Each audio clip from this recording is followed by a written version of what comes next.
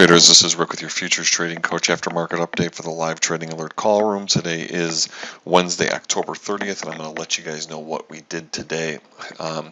Great day today in the room. We had 5 opportunities. 2 of them were smaller-ish trades, but we had 2 really nice ones and 1 decent one in crude. I'm going to run through everything here from left to right. We had a down move in the markets. We were in it in the ES. This is just, again, in no particular time order, just from left to right. We were in this in the ES.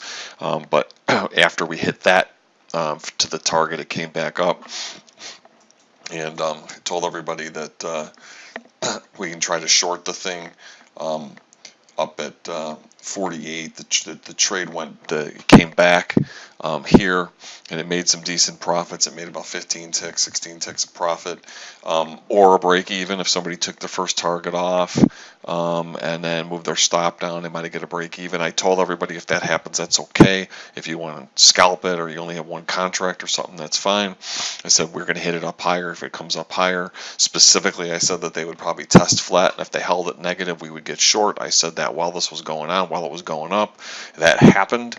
I said that you can get in as aggressively as a 54, so but it may go up to 55 quarter to test that.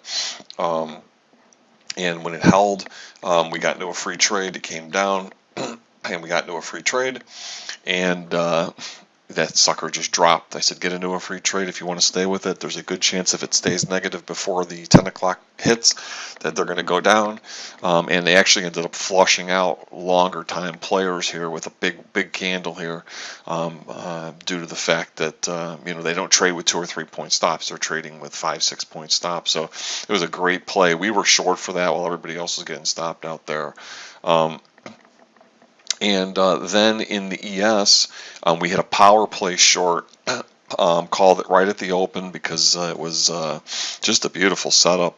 And especially after these up days, we were having 37, and the 933 candle 37, it went all the way down 7 points. 6-7 points, boom, straight down. That circle there was the target I gave everybody when we got in. I said it should get down to at least 31.50, 31 quarter. It may be 31s. I told everybody there. And if you look at that, it kind of held that the whole way here. Even here, I mean, it kind of dipped down a little bit, but it really kind of held that level. So short for that. We banged that short again in the NASDAQ again. Then we tried a long, and I specifically told everybody, look, there's a chance before, this is exactly was my commentary, I said before the report comes out, there's a chance that they get up to around flat. I said, but it's going to be a long road. So we got long. Okay, this thing made about a point and a half, up to a point and a half. And or a break even, but it just was taking forever. So again, point there or a break even. If you took a point, you move your stop up, you would have been taken out over here. I did warn everybody in this candle here that it might be a problem as well. So again, we knew that this would be a hard road, but you will see that after that it did go up, and it hit almost to the flat right over there at 12:30 Eastern. So it was a great play. But it just you can't get an 8-point trade if it moves a point and a half. So it didn't really go anywhere from there. And then in crude, we had an opportunity in crude, and that was a short here.